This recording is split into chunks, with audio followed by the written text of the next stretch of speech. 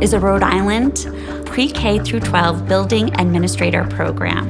And upon successful completion in the PRN, people are certified to become administrators in Rhode Island public schools. I think our name says it all, the Principal Residency Network. Residency is the core part of our program. And what makes us different from other programs is that we're not course-based. We're preparing people to be both ready, willing, and hired to lead for equity in schools. And we believe that the #1 way to do that is that they have an authentic residency. Just like a classroom teacher comes to the realization that the best teaching is not when you give the children the answers or you tell them the right answer. It's when you lead them to the knowledge and they create that aha moment for themselves. So I used to think that leadership was scary because of all the answers that you'd have to have. And what I've realized now is that it's just like teaching. It's just like being there for the children. It's like being there for the teachers. And it's not about knowing all the answers and it's not about being perfect, but it's about the journey we take together. And I had no idea that the PRN was giving me that same motivation to then return it back to my community. My work within the PRN has really supported me as a building leader to increase equity within my school in a number of ways. As a teacher, I was always trying to figure out, so how do my students get access to what all the other students have access to in the regular ed curriculum? And so leading for equity really for me was in the classroom for a really long time. And so being in the PRN gave me this opportunity to see a bigger picture and really applicable strategies and tools and how to really get it done. So as a person who's always kind of sought to serve the underrepresented populations, I was always mired down by the work or working in the trenches with families, working with students.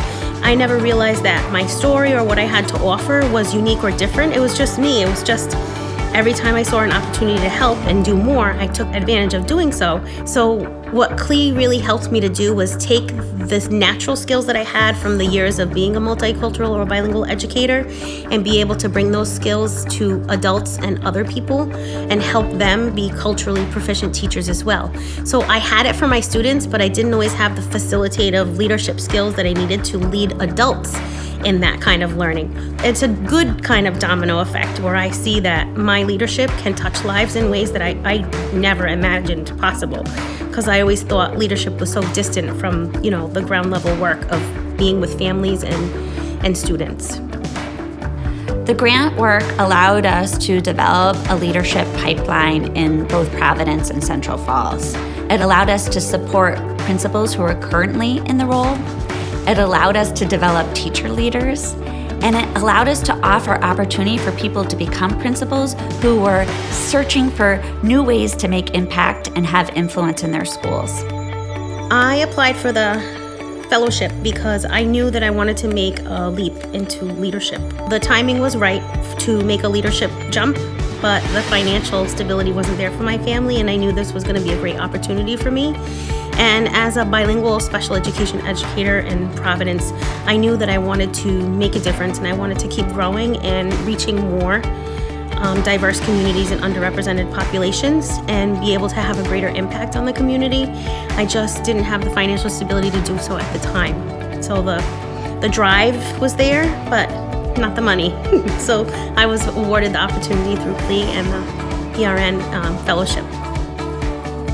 So besides having an authentic residency experience and having all the same high standards to meet, doing it in community allows people to really grow and stretch and find the courage to do the hard work of dismantling systems to serve kids in new ways and better ways than are currently happening in our schools.